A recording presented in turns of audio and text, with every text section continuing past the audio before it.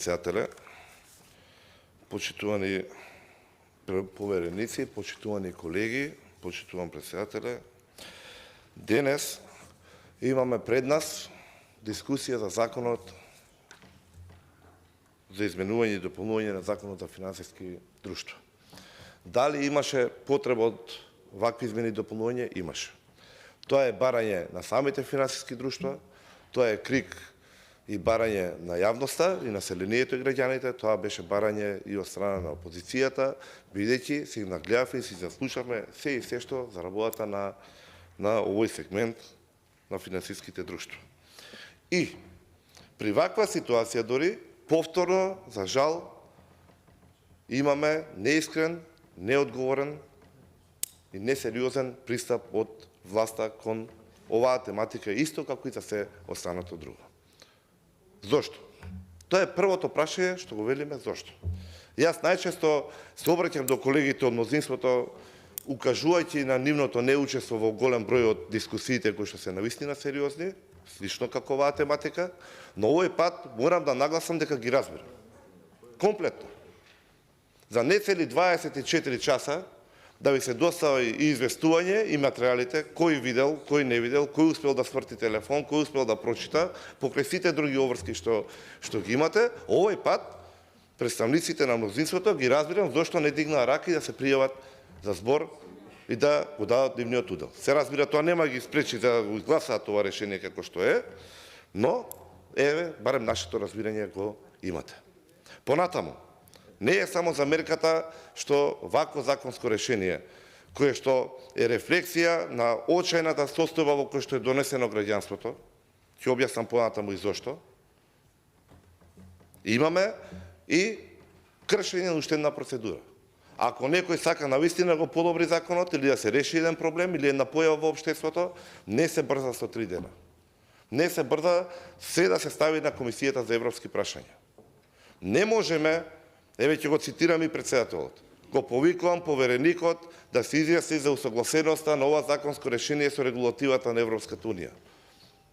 Почитуваната представничка излага и века, основна цел е зајакнување на пазарната позиција на финансиските друштва, да, и втора основна цел е овие институции да бидат алтернатива на банкарското работење или на банките. Во нејзиното излагање, при крајот беше спомнато дополнително и се врши согласување со дигитално. И на место беше. Тоа е целта. Ќе ги спомнеме сите работи и суштински понатаму. Но ова нема благе везе со согласување со Европската унија. Ова е класична манипулација. Измама што се прави на секој втор закон. На сметка на квалитетот на законските решенија и на сметка и по цена на интересот на граѓаните на Република Македонија. И конечно на сметка и по цена на квалитетот на работењето на нас како пратеници, како сите нас. Бидејќи ова е законско решение до кое што сите се сложуваме дека има потреба се донесе и сите сакаме на свој еден или друг начин да го подобриме и работењето. Трето, веќе кога напомнавме за зошто вака се постапува. Знаете деломнички како доаѓа. Ја очекував од председателот да реагира уште пред да отпочне работата на оваа комисија.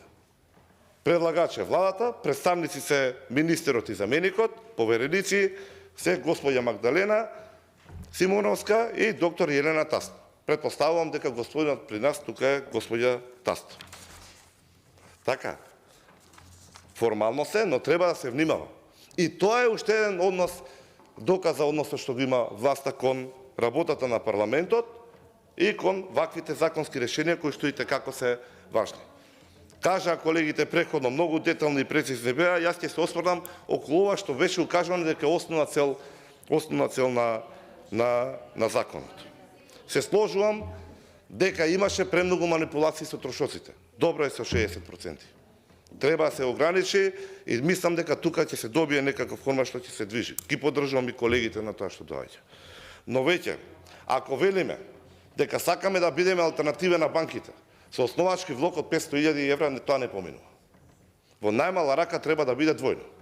Мене, ако ме прашувате, ја би отишол на таа варијанта, ќе размислим и за амандманско решение, но дефинитивно ќе даде многу поголем степен на сериозност во работењето кон основните цели што сакаме да ги прикажеме.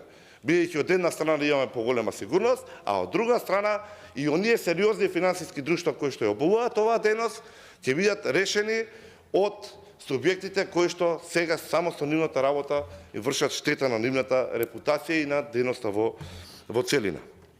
Понатаму се поддржувам и со колегата што укажа дека оврзниците да без оглед дали државни или општински треба да се дозволат на овие финансиски друштва да може да тргуваат со нив. Би можело да има многу повеќе бенефит отколку ризици. Конечно, веќе кога станува збор за ризиците, да не забораваме дека овие финансиски друштва не само што имаат трошоци по однос на издавањето на овие краткорочни кредити, имаат и повисоки трошоци во обезбедувањето на средствата, а исто така имаат и многу поголем ризик при самите пласмани на краткорочните ризици. Затоа треба да бидеме крајно внимателни како ќе се дефинираат работите што ќе идат понатаму. Говориме за 144.000 одобрени кредити меѓу нашите граѓани.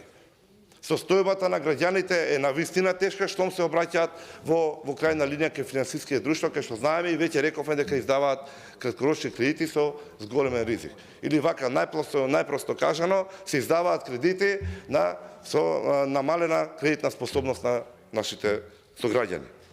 И едните се загрозени, и другите се загрозени. Затоа треба да се внимава. Понатаму, ако веќе говориме за алтернатива на банките, ако веќе говориме за алтернатива на банките, банките се имаат извештај за нивното финансиско работење на нивната веб страна. Редовно и транспарентно. Добар чекор, не гледам зошто тоа не е предвидено во овој закон за финансиските друштва. Кој би изгубил од потранспарентна работа на финансиските друштва? Понатаму, алтернатива ако веќе бараме на банките, во самата суштина ни е сгрешена работата. Не може да биде Министерството на финансија орган кој што ќе наредува нивната работа. Ако веќе барате алтернатива на банките, ќе си ја ставите Народна банка на Македонија. Така е правилниот пристап и така е правилниот однос. И така ќе имате и сериозен и одговорен однос кон оваа тематика. Тоа ми е третата работа за која што сакав да кажам. Но сепак за услови во кои што не цели 24 часа се доставуваат материјалите за ваква сериозна работа, во услови кога наместо на редовна комисија на Комисијата за финансирање и буџет, кај што сите имаме интерес да земеме учество, да допринесеме со наши предлоги и размислувања, со можности кај што имаме за јавна расправа, со илјадници наши граѓани директно засегнати од оваа тематика, ние се решивме на брза трака во Комисијата за европски прашања. Затоа уште еднаш ќе кажам, односот на владата ниту е искрен, ниту е сериозен, ниту е одговорен. Благодарам. Фалим дерет, Зоти Јаревски. Благодарам, господине Јаревски.